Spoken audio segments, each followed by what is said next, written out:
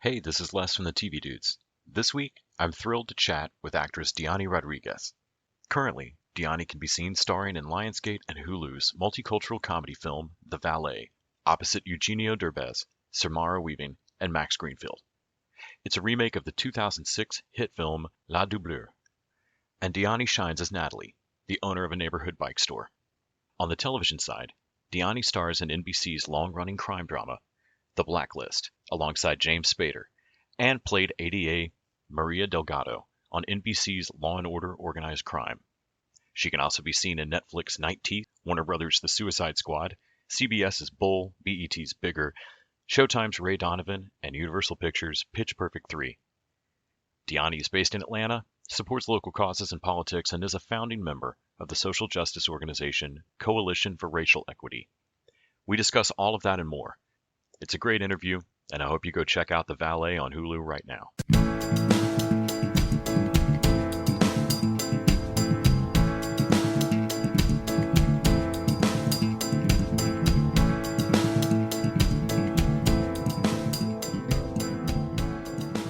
Hi, Diany. Thank you so much for making time today. I really appreciate it. Absolutely. No worries. Thank you. And so I've been looking forward to The Valet coming out at end of May, just because I feel like so often remakes of French comedies work so well, and the original is so often just remarkably unseen in the States. But it's also a very particular type of comedy. When I look back at The Dinner Game or Birdcage or Tall Blonde Man with One Yellow Shoe, it always amazed me that nobody knew those were remakes for a moment until, the press marketing got a hold of it. Can you talk a little bit about going out for the role, getting involved with the project, and kind of what it was like on set for a movie that I really hope is going to be hysterically funny? Sure, yeah.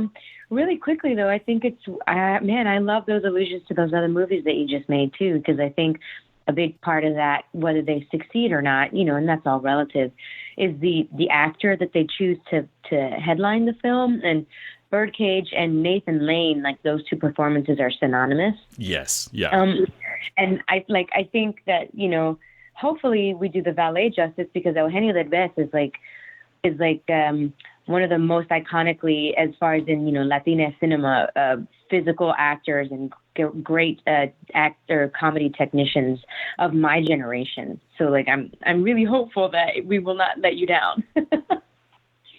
But as far as my process with this, it was actually quite simple. I did one audition. It was about 4 or 5 scenes for 3 different roles. And then I was asked to do a video callback via Zoom with Rich Wong, the director, and I believe 2 producers. And they added another role. So I had to learn more lines plus the other scenes that I had already learned. And even the callbacks were for different roles, and I didn't know I had booked Natalie until I received my contract and offer. But that was it. It was literally 2 auditions, and then I was on set. And being on set, I actually have talked to a couple of people about this, but it was quite a sort of separate experience. I just finished filming The Blacklist, and it was very similar. Most of my scenes are with Eugenio in the movie. So there's this whole other cast, there's this whole other ensemble of people who have got to be in each other's company and meet each other. And for the most part on the entire film, I was really just with Eugenio. And it was very much the same way on The Blacklist. There's this whole other cast of characters, but on The Blacklist, it's just me and National Treasure James Spader. So they were very similar projects. That's funny because, yeah, you do think about, especially in the age of COVID, kind of the bubble gang that gets to form. But it can often work out where, like you say, you're just in a different section of scenes, or you find out later after a project that, oh no, so-and-so and I were never in a scene together. So I ran into them once. That, it just sounds insane from my couch watching television that, well, obviously all of you just hang out all the time, right? I know, yeah. We all sit down in one green room and have drinks together and barbecue. Like, okay, gang, we're doing it. Yeah. Yeah. So I know you got bit by the, at least theater bug early on, enjoying going to shows growing up. But I was interested knowing that you were heading into college with at least an idea in your head of going an ROTC, which can, be a portion of people's college money often. And then switching that over, but still keeping this political science interest and then going into theater. Can you talk a little bit about what made you kind of take that step towards theater in a more serious fashion, especially when that can mean sometimes in your early 20s feeling like you're giving up some kind of future security? Sure. Honestly, it's I didn't really grow up seeing theater. I think you're alluding to the Soldiers Show. Yes, that's what I was thinking. Which is more of a concert. Mm-hmm. It's more of a concert. And so I thought that's what I thought it'd be so simple to just be a JAG officer, and in my spare time I would do this concert for the military families. But theater didn't become a thing in my life until, so I decided that I was not going to do ROTC and switched gears to political science. But I didn't decide that until the summer before my freshman year of college. So what ended up happening is that I literally sat down with the course catalog and called all the departments to see who was still offering money and what the money was for. And I just made up talents on the spot. I tried to find money. I literally, when I found out that the theater department still had a couple of scholarships and they had a scholarship audition day coming up, I looked up the requirements. They said, you're supposed to do a monologue. I asked, what is a monologue and where do I find one? They literally sent me to the Gorgas Library, which was on campus, and I went and I found a book of monologues after talking to the librarian. I memorized one, and then within, I think 12 hours was auditioning. I auditioned, and they were like, well, right now for this first semester, we have given out all the scholarships, but we can offer you money for your sophomore year if you stick around, and if you do the requirements. And it was quite lovely and simple for me to just do that. It didn't take anything away from me. All I had to do was audition for the shows for that year, and maintain a specific grade point average, and take a Theater 101 class my first year of college in order to be eligible for the scholarship. And the Theater 101 class would have fulfilled my political science course requirements as well. So it wasn't really a thing. It was just like, oh, please give me money. What do you need from me? Sure, I'll do that. I feel like my holy grail in college was always any class that checked 2 boxes off of my requirements. Yeah. That's exactly it. Yeah, I managed to graduate on time because I clept out of my foreign language and computer science skill. And even though I was failing classes left and right, because I forgot that you have to drop a class and not just stop going for it to not count against you. Listen, I was learning. I've run afoul of that myself. Yeah. And as far as a career, I still kind of don't look at theater or film and TV as my forever career. Every day I think, well, this is it. This is the last one. Nobody's going to hire me again. So I'm always just kind of ready to go back to grad school or try and get a job in the State Department. I think right now I'm just, getting paid to play pretend, and it's really fun. Well, in looking through your bio at it kind of feeling like you had this idea of a diplomatic career or a political science career, and then end up touring with Dora the Explorer. It does make it feel like you've gotten to be off with the circus for a while, and then eventually we'll have to go back to taking over the law firm or whatever. It's great to hear that it kind of still has that fun, this can't be real kind of feeling. Oh, absolutely. Knowing that you did what so many of us did and just literally looked down college lists and who can pay for me to go.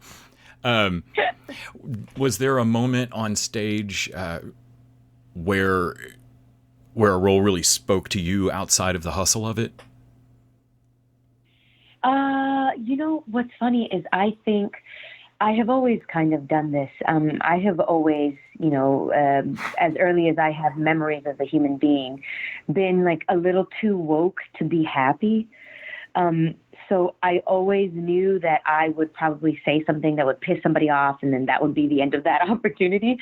So I've always tried to maneuver my life in a way that is, I try in earnest to never do anything that I don't want to do. Like even in college, I refused to take any classes before the double digits because I just don't want to be up before that time. But I think it's led to this really lovely byproduct of this career where not only do I get to play dress up all the time, but I as a rule don't audition for anything I don't want to do. And in the same respect, I don't negotiate contracts I'm not willing to walk away from. So every role, especially in theater, resonated with me in some way. Now, if you're talking about, I'm just going to make up a question that you just asked me, but you didn't ask me, but in my mind. Let's go with that. Yeah. Okay, wonderful. As far as, there was a moment, and I remember very specifically this happening, a moment in my theater career where I was like, oh, I think I maybe am good at this, maybe. And it's not just because, I'm a Latina woman and we're very marketable right now, like right place, right time, which I absolutely admit is probably like 70% of my career anyway. But I did a show called Abigail 1702 here in Atlanta, and I just remember there were almost every night people would come up to me just sobbing, like unable to say words at me. And I remember in that moment thinking, oh, I think I'm affecting people. I think I might be good at this. And this is a role that, it's Abigail Williams of the, witch trials, of the Salem witch trials, and, the Crucible 10 years later. And it's another fictionalized story of her life. So here I am, a little Latina girl, getting to play a role where I have this insane accent, she's a white woman. And none of those things were barriers to me being cast. And then here I have people sobbing at me every night, thanking me and telling me about this journey that I've taken them on. That was a real turning point. And that really only happened, I would say, about 4 or 5 years ago. So maybe around 4 years ago, right before the pandemic, I thought maybe I might be good at this. And this is a thing that really affects people. And then I'm helping people have real feelings once in a while. That's great. And I really do think that that's one of the great things about theater, whether it's live or whether it's, private at home with your television or a movie, that assistance in feeling a feeling that you might not feel safe to go that far with grief, or go that you can watch, Big die on Sex and the City and go, wow, that really affected me. Like, well, yeah, you might have something there that you haven't looked at, and stories can help.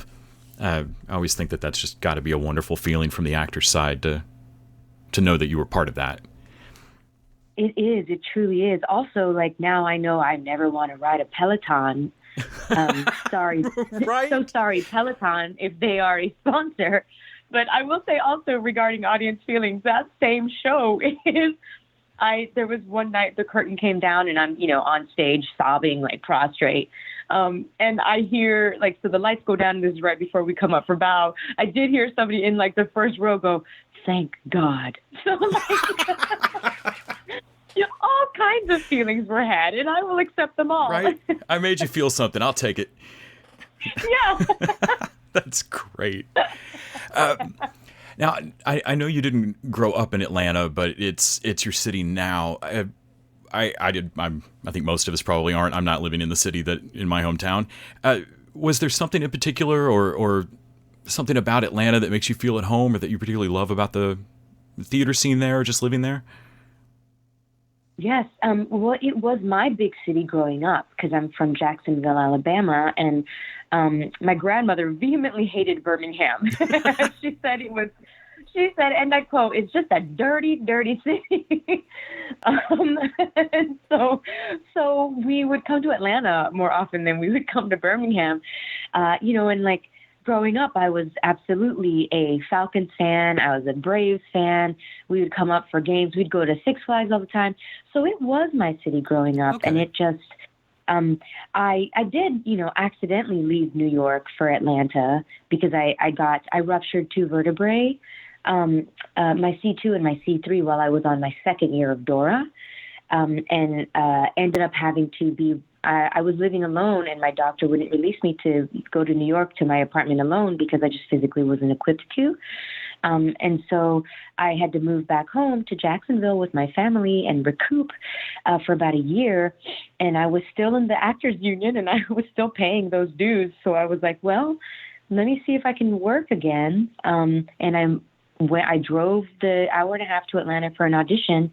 And I didn't book the show I auditioned for, but as a result of that show, I booked a different show at the Alliance Theater. And I credit the Alliance Theater, whether for better or worse, for keeping me in medical insurance and in jobs for my rent, because they almost exclusively paid for my life for the first 3 to 4 years that I was in Atlanta. And I haven't really looked back since.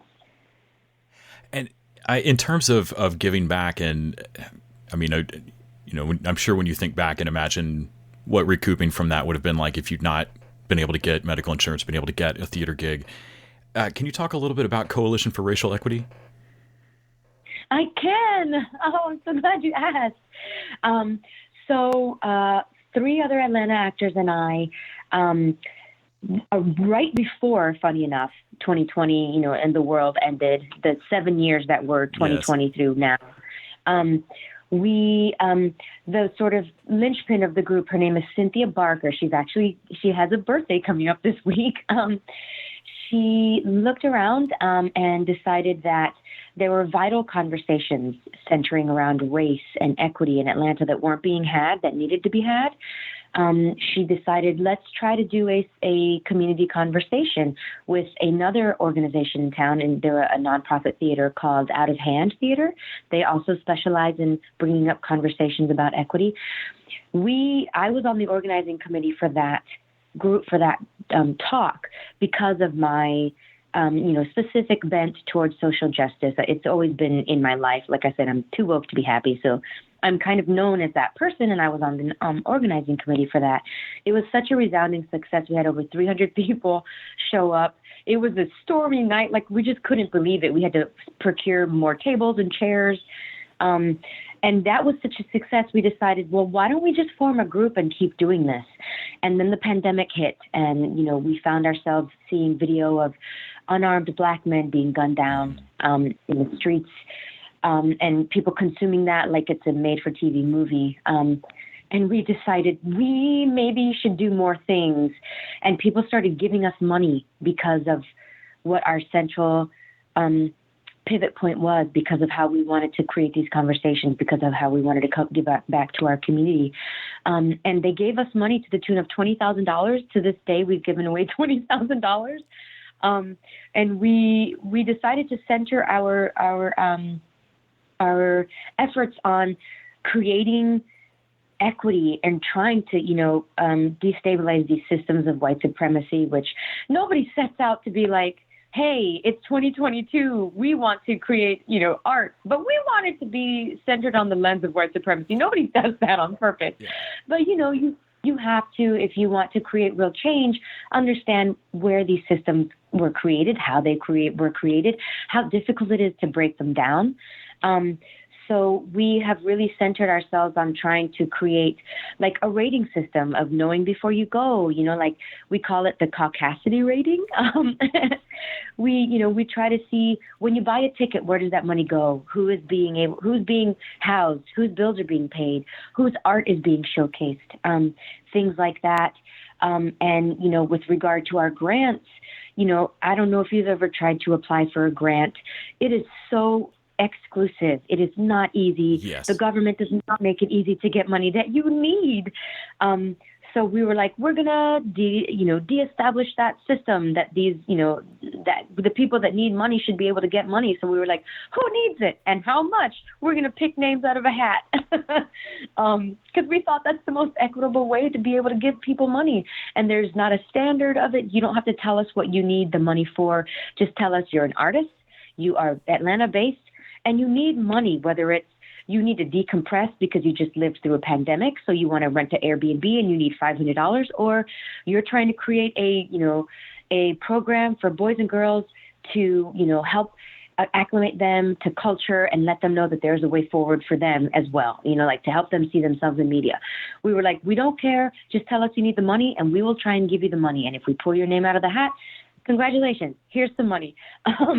We hope to be able to do that in perpetuity, but right now we're just 4 people who are doing the work of like 40, trying to make as small a change as we can for the betterment of all. That's so great. I find myself often gravitating towards charities in any sphere that are literally just handing the money over, as far as I can tell, in almost every situation. Yeah. The less bureaucracy, the less specialized, the people I've known who've been able to get grants consistently, it's like that was their major in college, was the writing of grants. It is such a specific process to go through sometimes, and can be so weird if you've not applied for stuff like that before. And so, yeah, almost any place where you're just giving the money to the people who need it, that's really what I want charities there for, is to collect and redistribute it like that. Yeah, if you have it, give it away. Why are you making it so difficult? If you have it and you're not going to keep it, just give it away. Yeah. Literally, whether it's somebody with a sign at a stoplight, or people trying to get grant money to put on a play, I really don't care what they do with the money on the other end of it. I'll trust that you did what you said. Let's get you a sandwich. Let's get you some theater. That's what charity's for, not bureaucracy. Thank you so much for talking to me about all of this. And folks can obviously catch The Valet coming out May 20th on Hulu, and then can see you, hang out with National Treasure James Spader over on the Blacklist. That just has to be a wild person to be around, I would think. Just in terms of trying to separate the human being that you're showing up to work next to from James Spader. I would imagine working with any acting legend would be like that, but I think I would be particularly unnerved around him. Yeah, and I will say, I say this to anyone who asks, whatever you think James Spader is based on what you see in his roles, he is that. So, like, whatever you think he is, that is totally him. It's not actually intimidating because you're like, oh, I accidentally know you. I feel like there's a lot of actors that are probably like that. Every time I see Nicolas Cage in an interview and I think, man, you're just like this. Okay. You're not putting this on at all. That's just you. That's your energy. Cool. And I feel like Spader might be the same. That's just got to be wonderful to know that you had this one plan in mind and at the start of college, and what a fun hiatus it's been from real life. Absolutely. I'm just looking, all I want to do now is not piss so many people off that I can't buy a house. And then once I buy a house, I'm set. Well, I can't wait to see what you get to do until you move to your next phase. Thank you so much for talking to me about it all. It's been really fun. Thank you for having me. You've been so kind. I really appreciate it. Well, you asked all the good questions, so I'm going to give you full credit there. Have a great rest of your day. Thank you. You as well.